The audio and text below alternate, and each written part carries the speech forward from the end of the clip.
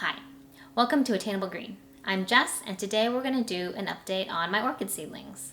This is the fourth update on my orchid seedlings, and unfortunately this month is all about recovery. Last month I had to battle thrips on all of my seedlings, and unfortunately a lot of plants died.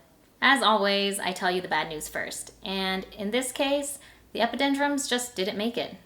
I think it was just too stressed out from all the problems that I had encountered and all the mistakes that I had made, and it just couldn't survive.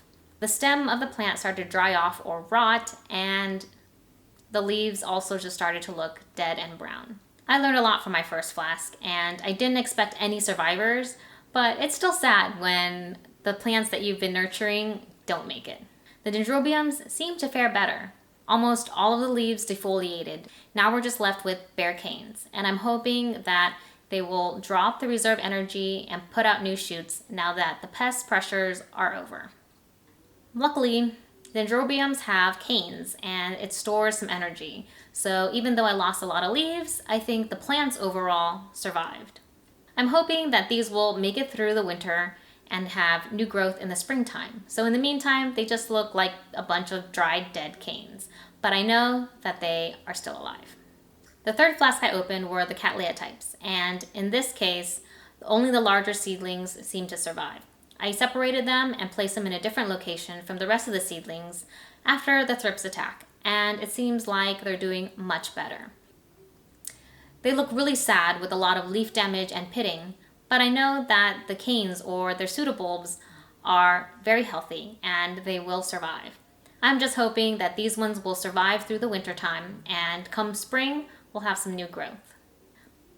This month has been really sobering for me. As much as I enjoy growing seedlings, there's a lot of things that I didn't expect.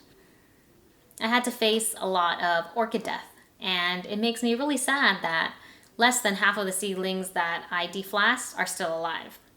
And even now, they're all in recovery mode or kind of a semi-dormant phase, and I'm just really hoping they survive into the springtime when I can see some new growth. It's a little discouraging that I face so many problems, but it is expected since it's my first time. And I'm hoping in the future I'll get maybe some more flasks and try again.